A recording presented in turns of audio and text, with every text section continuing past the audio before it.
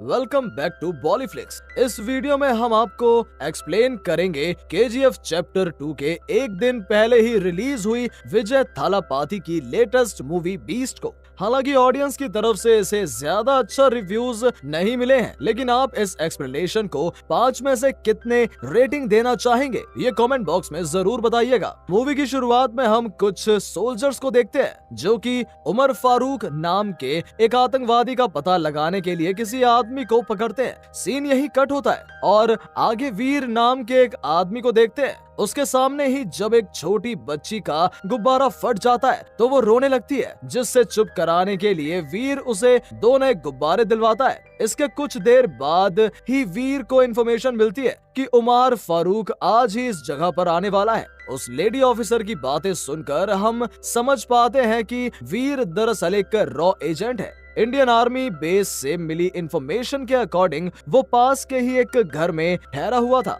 इसके साथ ही उसे इंफॉर्मेशन देने वाली ऑफिसर बताती है कि जिस बिल्डिंग से नजर रखने के लिए उन्होंने प्लान बनाया था, अब वो बिल्डिंग भी आतंकवादियों के कब्जे में है। शायद उन्हें पहले से ही शक हो गया था कि उन पर हमला हो सकता है, लेकिन इस बात का पता लगने के बावजूद भी वीर अपने मिशन को कंटिन्यू रखने का फैसला करता है, क्योंकि वो पिछले 3 महीनों से इसी प्लान को अंजाम देने में लगा था। हम देखते हैं कि वीर एक आम आदमी की तरह उस बिल्डिंग में पहुंचता है और सबसे पहले वो वहां एक जैमर फिट करता है ताकि यहाँ मौजूद कोई भी आदमी उमर फारूक को आगाह ना कर पाए। अब तक उन आतंकवादियों को शक भी नहीं हुआ था कि वीर एक ट्रेंड रॉ एजेंट है। देखते ही देखते वीर उस बिल्डिंग में मौजूद सभी आतंकवादियों को मार डालता है। इसके बाद वो कंफर्म करता है कि उमर फारूक उसके सामने की ही बिल्डिंग में मौजूद है और वो वहीं पड़ी एक बंदूक लेकर उमर के व्हीकल्स को निशाने पर ले लेता है। उनके प्लान के हिसाब से उन्हें उमर फारूक को जिंदा पकड़ना था। उमर के बाहर आते ही वीर उसकी गाड़ी को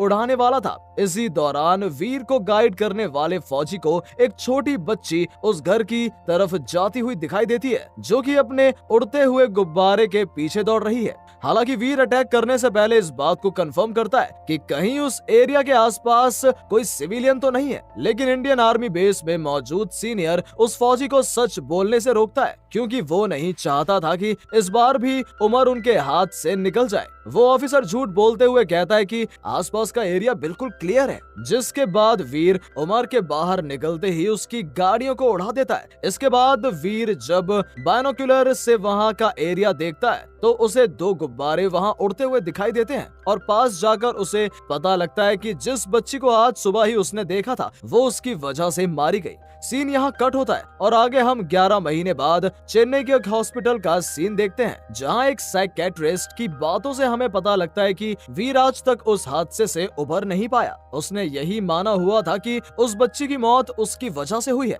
इसके बाद सामने बैठा डॉक्टर उसे अपने साथ एक शादी में ले जाता है, इस उम्मीद में कि शायद उसका ध्यान 11 महीने पहले हुए हादसे से हट सके। यही वीर की मुलाकात प्रीति नाम की एक लड़की से होती है, जो अपने मंगेतर का कंपैरिजन वीर से करने लगती है। प्रीति की बातों से ही हमें समझ आता है कि वो अपने मंगेतर से शादी नहीं करना चाहती, बल्कि उसके घर वालों ने जबरदस्ती उसकी शादी फिक्स कर दी है। यही वीर को एक आदमी दिखाई देता है जो कि अपनी बेटी को हवा में उछालकर उसे हंसाने की कोशिश कर रहा था, लेकिन ये सब देखकर वीर को अचानक से गुस्सा आने लगता है। उसे लगता है कि उस छोटी बच्ची की जान खतरे में है, इसलिए वो आदमी को मारकर दूर गिरा देता है और उस छोटी बच्ची को अपनी गोद में उठा लेता है। और उसका ऐसा व्यवहार देखकर शादी में मौजूद सभी लोग शॉक्ड रह जाते हैं। इसके बाद प्रीति भी उससे इस बारे में बात करती है और उससे बात करने पर प्रीति को समझ आता है कि वीर छोटे बच्चों को तकलीफ में नहीं देख पाता। इस दौरान बातों ही बातों में प्रीति वीर पर लाइन मारने लगती है। वो नहीं चाहती थी कि उसकी शादी उसके मंगेतर से हो और इसके लिए वो किसी भी हद तक जा सकती थी। क्योंकि विजय अब रॉ के लिए काम नहीं करता था, इसलिए प्रीति उससे अपने ऑफिस में काम करने का आइडिया देती है और आगे हम एक सिक्योरिटी गार्ड सर्विसेज का ऑफिस देखते हैं। प्रीति उस ऑफिस में अपने साथ उसे लेकर आती है और वहां के एमडी की बातों से हमें समझ आता है कि पहले ही इस एजेंसी की हालत काफी खराब चल रही है। और जब वहां का एमडी वीर को उसकी ताकत साबित करने के लिए मजबूर करता है तो वीर अपने हाथों से उसे ऊपर उठा लेता है, जिसके बाद वो वीर को इस ऑफिस में रखने के लिए मान जाता है। दूसरी तरफ हम रक्षा मंत्रालय के मीटिंग रूम का सीन देखते हैं और यहाँ एक लेडी की बातों से पता लगता है कि कुछ ही दिनों में साउथ इंडिया में कोई बड़ा अटैक या हाईजैक होने वाला है। कुछ लोग हथियारों के साथ साउथ इंडिया में घुस आए हैं। ये सब सुनकर होम मिनिस्टर काफी गुस्सा होने लगते हैं। वो पूछने लगते हैं कि आखिर तुम सब अब तक क्या कर रहे थे, और ये कहते हुए वो टॉयलेट में चले जाते हैं। यहाँ आकर वो किसी से फोन पर बात करते हैं और उसकी बातों से हमें समझ आता है कि होने वाले अटैक में वो भी आतंकवादियों के साथ मिले हुए हैं। ये सब कुछ वो इसीलिए कर रहे हैं ताकि वो इस सरकार का नाम बदनाम करके आने वाले इलेक्शंस में खुद जीत सके। हमें पता लगता है कि होम मिनिस्टर ने जानबूझकर अपनी बीवी और बेटी को भी अटैक वाली जगह पर छोड़ा है। अगले सीन में हम वीर को एमडी, प्रीति और एक ओल्ड गार्ड के साथ किसी मॉल में जाते हुए देखते हैं। दरअसल यहाँ की सिक्योरिटी का कॉन्ट्रैक्ट लेने के लिए एमडी यहाँ आया था। अंदर जाते वक्त वीर ऑब्जर्व करता है कि यहाँ का सिक्योरिटी गार्ड सोया हुआ है और वहाँ की एक्सेलरेटर्स भी काम नहीं कर रही थी। थोड़ी देर बाद वीर को पता लगता है कि यहाँ कोई भी टेक्निकल मशीन काम नहीं कर रही। एमडी बात करने के लिए वहाँ के ओनर के पास जाता है। तब वीर और प्रीति मॉल में घूमने लगते हैं। यही हम प्रीति के मंगेतर सतीश को भी देखते हैं, जो कि 2 गुंडों को अपने साथ लेकर बैठा था। उसे शक था कि प्रीति का अफेयर किसी और के साथ चल रहा है और इत्तेफाक से प्रीति का मंगेतर सतीश उससे टकरा जाता है। वो प्रीति से पूछने लगता है कि आखिर तुम दिन भर से मेरा फोन क्यों नहीं उठा रही। यहाँ की सिचुएशन देखकर वीर पुलिस को कॉल करता है और उन्हें बताता है कि यहाँ की सिचुएशन मुझे कुछ ठीक नहीं लग रही।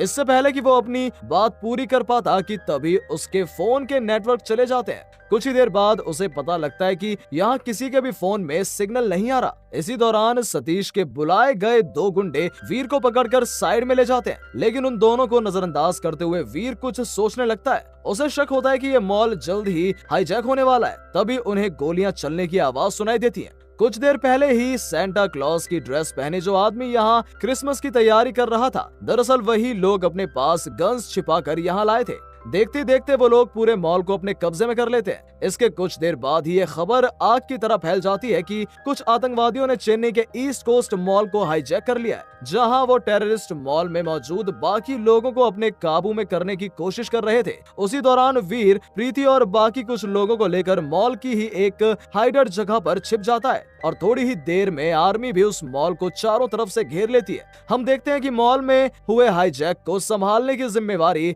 अल्ताफ हुसैन नाम के एक ऑफिसर को दी जाती है। मंत्रियों की बातों को नजरअंदाज करते हुए अल्ताफ अंदर मौजूद हॉस्टेजेस और टेररिस्ट की डिटेल निकालने को कहता है। टेररिस्ट के हेड से बात करके उसे पता लगता है कि हॉस्टेजेस को छोड़ने के लिए वो अपने लीडर उमर फारूक को जेल से आजाद करवाना चाहते हैं।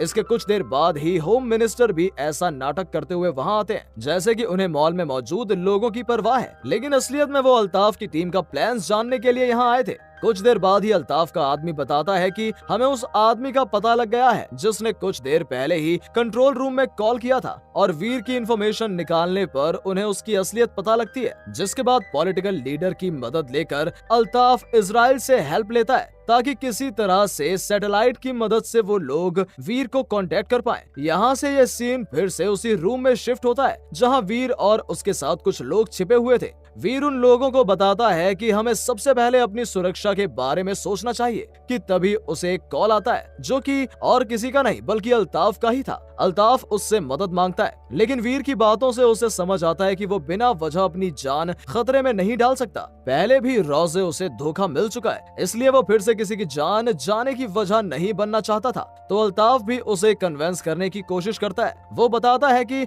इस हाईजैक को करने का असली मकसद उमर फारूक को आजाद करना है, वही उमर जिसे पकड़ने के चक्कर में तुम्हारे हाथों एक छोटी बच्ची की जान गई। ये कहते हुए अल्ताफ फोन काट देता है। इसके कुछ देर बाद ही वीर को किसी छोटी बच्ची के रोने की आवाज सुनाई देती है। ये उसके मन का कोई वहम ना हो, इसलिए वो प्रीति से इस बारे में कंफर्म करता है और प्रीति भी उसे हाँ में जवाब देती है। बार बार उस लड़की की आवाज सुनकर वो बेचैन होने लगता है। इसके बाद वीर अपने साइड में बैठे गुंडे से उसका चाकू मांगता है और आगे लगा पर्दा फाड़ने पर उसे दिखाई देता है कि एक बच्ची की माँ उसे मॉल से भगाने की कोशिश कर रही थी, लेकिन वहाँ मौजूद एक टेररिस्ट उसे देख लेता है जो उसे फिर उस छोटी लड़की को अंदर खींचने लगता है। उस टेररिस्ट को अकेला देख वीर बड़ी ही चालाकी से उसकी तरफ बढ़ने लगता है और बिना कोई आवाज किए वीर उसकी काफी करीब पहुंच जाता है और मौका पाते ही वो एक फायर इमरजेंसी के लिए रखी कुल्हाड़ी से टेररिस्ट का सर उसके धड़ से अलग कर देता है। उसका सर मॉल से बाहर जाकर गिरता है, जहां अल्ताफ और होम मिनिस्टर आगे के प्लान को लेकर डिस्कशन कर रहे थे। ये देखकर अल्ताफ कहता है कि अंदर मौजूद वो बीस्ट उन सभी आतंकवादियों पर भारी पड़ेगा। उसकी मदद लेने के अलावा हमारे पास और कोई रास्ता नहीं है। इसके बाद वीर उस टेररिस्ट के कपड़े पहन लेता है और उसकी लाश को मॉल में ही छिपा देता है। वीर उस बच्ची और उसकी माँ को भी उसी रूम में छिपाने के लिए ले जाता है जहाँ उसने बाकी लोगों को छिपाया था। वीर को अभी तक कोई भी आइडिया नहीं था कि मॉल में इस वक्त कितने हॉस्टेजेस हैं, कितने आतंकवादी हैं और उनके पास किस किस तरह के हथियार हैं। इसलिए वो किसी एक आतंकवादी को जिंदा पकड़ने की सोचता है ताकि वो उससे ये सब इंफॉर्मेशन निकलवा सके। वीरा एक रिमोट कंट्रोल कार के जरिए एक आतंकवादी का ध्यान अपनी तरफ खींचता है और जैसे ही वो अपने साथियों से दूर होता है, वीर उस पर हमला करके उसे बंदी बना लेता है। आतंकवादी को किसी पार्सल की तरह उठाते हुए लाता देख उस रूम में मौजूद सभी लोग हैरान रह जाते हैं। आगे वीर को पता लगता है कि इसका नाम अब्दुल है। अब्दुल के बेटे को ब्रेन ट्यूमर है जिसका इलाज कराने के लिए इसे काफी सारे पैसे चाहिए, इसलिए ये इस काम को करने के लिए मंजूर हुआ। वो आतंकवादी ये कहते हुए रोने लगता है कि आज मेरे बेटे का ऑपरेशन था, पता नहीं वो जिंदा बच पाएगा भी या नहीं। इसके बाद वीर अब्दुल से पूछता है कि क्या तुम जानना चाहते हो कि तुम्हारा बेटा जिंदा है या नहीं, और वीर अल्ताफ से कहकर उस आदमी के बेटे के साथ उसकी बात करवाता है। वीरा उससे विश्वास दिलाता है कि अगर तुमने मेरा साथ दिया तो तुम सही सलामत अपनी फैमिली के पास पहुंच जाओगे। जिसके बाद वो आतंकवादी वीर का साथ देने के लिए मान जाता है। इसके बाद वीर फिर से भेष बदल कर उन आतंकवादियों में ही शामिल हो जाता है और मौका पाते ही वहां बैठे हॉस्टेजेस के सामने वीर 2 और आतंकवादियों को मार डालता है। इसके बाद वीर उन्हें समझाता है कि मैं भी तुम्ही लोगों के जैसा हूँ। ये कहते हुए वो आतंकवादी के कपड़े उतार कर उन्हीं के बीच जाकर बैठ जाता है। कुछ देर बाद ही जब 3 टेररिस्ट यहाँ आते हैं तो वो वहाँ बैठे लोगों से पूछने लगते हैं कि आखिर ये सब किसने किया। तब वीर ही अपने हाथ उठाकर कहने लगता है कि मुझे पता है वो कौन था। ये सुनकर 2 टेररिस्ट उसे उठाकर सर्विलियंस रूम में ले जाते हैं और यहाँ वीर की मुलाकात उनके मेन हेड से होती है जिसने अपने चेहरे पर एक अजीब तरह का मास्क पहना हुआ था। मेन हेड ये कहता हुआ वहाँ से निकल जाता है कि इसकी मदद से जल्द पता लगाओ कि वो आदमी कौन था, और इससे पहले कि वहाँ बैठे टेररिस्ट कुछ समझ पाते, वीर उन दोनों को भी मार डालता है। और जब उनका हेड वापस इस रूम में आता है तो वीर एक बॉम्ब के साथ उसे इसी रूम में बंद कर देता है, लेकिन एक फ्रीजर में घुसने की वजह से उसकी जान बच जाती है। जब बाकी के सभी टेररिस्ट धमाके की आवाज सुनकर उस रूम में इकट्ठा होते हैं, उसी दौरान वीर नीचे जाकर 40 लोगों को एक एसी डक्ट के जरिए सही सलामत दूसरे रूम में पहुंचा देता है। यहाँ 2 एसी डक्ट थे, लेकिन वीर जानबूझकर उन लोगों को लंबे रास्ते से भेजता है और खुद छोटे रास्ते वाले एसी डक्ट में घुस जाता है। ये देखकर जिल नाम का एक मोटा आदमी भी उसी छोटे रास्ते से जाने की कोशिश करता है, लेकिन अब तक वो मेन हेड अपने लोगों के साथ यहाँ पहुँच चुका था। सबसे पहले वो जिल को नीचे उतारता है और इसके बाद वो 2-2 के ग्रुप्स बनाकर 4 टेररिस्ट को दोनों रास्तों में भेजता है। जैसे ही 2 टेररिस्ट छोटे रास्ते से दूसरी तरफ उतरते हैं, वैसे ही वीर एक धमाके से उन्हें उड़ा देता है। वो धमाका सुनकर हेड को यही लगता है कि ये सब एक चाल है, इसलिए वो बाकी 2 को भी वापसी आने को बोलता है, लेकिन असलियत में उसी रास्ते के दूसरी तरफ वो 40 छिपे हुए थे। इसके बाद वो टेररिस्ट होम मिनिस्टर की पत्नी और बेटी को निशाने पर ले लेता है और सरकार को धमकी देता है कि अगर अगले 1 घंटे के अंदर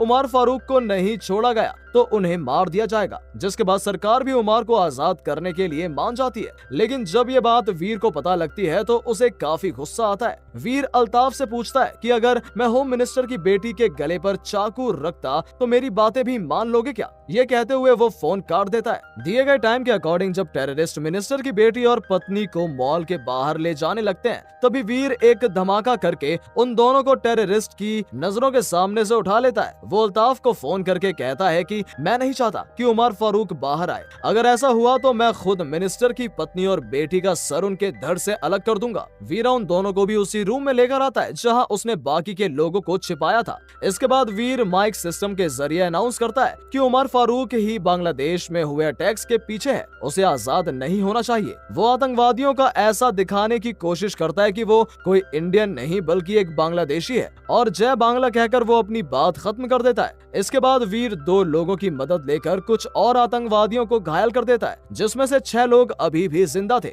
उन टेररिस्ट के बदले में उनके हेड और कुछ हॉस्टेजेस को छोड़ने की बात करता है। उसकी बातों से पुलिस और वीर को समझ आता है कि अपनी डिमांड्स भूल भूलकर वो अब अपनी और अपने साथियों की जान बचाकर यहाँ से जाना चाहता है और उसकी बातें सुनकर वीर इस डील के लिए मान जाता है। आगे चलकर हमें उनके मेन हेड का चेहरा दिखाया जाता है और अब वो भी रेस्क्यू किए गए हॉस्टेजेस में शामिल होकर उस रूम में आ चुका था जहां वीर ने लोगों को सुरक्षित छिपाया हुआ था। जब वीर लोगों को खाना बांट रहा था तभी उसे एमडी की बातों से समझ आता है कि वीर कोई बांग्लादेशी नहीं बल्कि एक इंडियन है। इसी के साथ उसे उस टेररिस्ट का चेहरा भी दिखाई देता है जो वीर तक उन लोगों की इंफॉर्मेशन पहुंचाता रहा था। ये सब जानने के बाद वो मेन हेड उसकी एसी डक्ट में से होकर वापस अपने लोगों के पास पहुंचता है और वहां पहुंचकर वो सबसे पहले अब्दुल को गन पॉइंट पर ले लेता है। इसके साथ ही वहां लगी स्क्रीन्स पर उसे दिखाई देता है कि उसके लोग अब्दुल के बेटी और पत्नी को भी मारने जा रहे हैं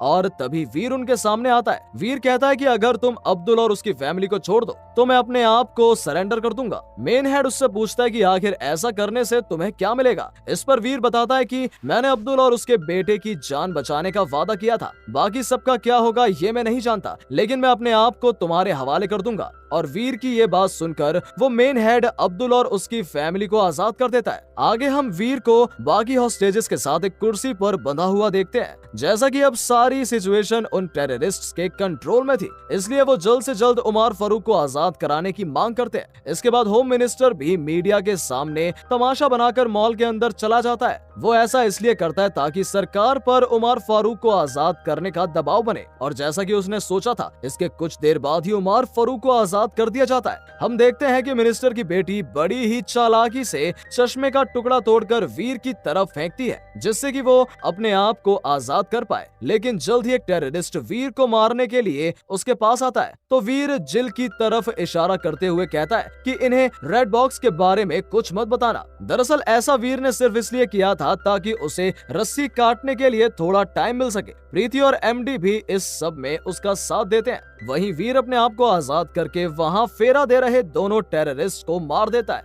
इसके बाद कुछ और टेररिस्ट भी उस हॉल में पहुंचते हैं और अचानक से हमला करके वीर उन सभी को भी मार देता है। दूसरी तरफ एक रूम में मिनिस्टर और मेन हेड को भी ये इन्फॉर्मेशन मिल चुकी थी कि वीर उनके चंगुल से छूट गया है, जिसे सुनकर मिनिस्टर को टेंशन होने लगती है। वहीं हम उमर फारूक को बॉर्डर क्रॉस करके पाकिस्तान में जाता हुआ देखते हैं। इसके बाद मेन हेड सभी हॉस्टेजेस को मारने का प्लान बनाता है। जिस वक्त वो उन्हें रेस्क्यू करने वाले थे उसी वक्त वो अपने आदमियों से कहकर उन्हें मरवाने वाला था, लेकिन वीर का कुछ और ही प्लान था। जैसे ही मेन हेड का ऑर्डर देने से पहले ही वीर वहां से धमाका करता है जिससे हॉल में मौजूद सभी टेररिस्ट फ्लोर टूटने की वजह से नीचे बेसमेंट में गिर जाते हैं और इससे पहले कि वो संभल पाते वहां मौजूद वीर के साथी उन पर गोलियां चलाना शुरू करते हैं और उन सभी को मार डालते हैं। न्यूज चैनल के जरिए मिनिस्टर और मेन हेड को पता लगता है कि वीर ने सभी हॉस्टेजेस की जान बचा ली है। ये सब देखकर मेन हेड एक बॉक्स उठाते हुए कहता है कि इस मॉल के 500 मीटर रेडियस में कोई भी जिंदा अब नहीं बच पाएगा, लेकिन वीर समय पर पहुंचकर उसके इस इरादे को भी नाकाम कर देता है और हमें दिखाया जाता है कि चेन्नई में होने वाले हाईजैक के पीछे होम मिनिस्टर का हाथ था। मिले गए सबूतों के आधार पर उन्हें अरेस्ट कर लिया गया था और सभी लोगों की जान बचाने वाले एक्स रॉ ऑफिसर इस वक्त कहां हैं, अभी इस बारे में कुछ भी पता नहीं लग पाया। सीन यही कट होता है और मूवी के एंड में हम वीर को पाकिस्तानी कैंप में घुसकर उमर फारूक को वापस इंडिया लाते हुए देखते हैं, जिसके बाद वीर और एमडी अपने साथियों के साथ बीच पर जाकर पार्टी करता है और इसी सीन के साथ ये मूवी खत्म होती है। आई होप आपको ये एक्सप्लेनेशन पसंद आई होगी। इस एक्सप्लेनेशन को रेटिंग देना ना भूलें और इसी तरह की लेटेस्ट साउथ इंडियन मूवीज की एक्सप्लेनेशन सबसे पहले पाने के लिए आप हमारे चैनल को सब्सक्राइब करें, नोटिफिकेशन बेल जरूर ऑन करें। तो हम मिलते हैं आपसे अगली इंटरेस्टिंग एक्सप्लेनेशन के साथ। Till then enjoy our playlist जिनका लिंक आपको डिस्क्रिप्शन बॉक्स में मिल जाएगा। धन्यवाद।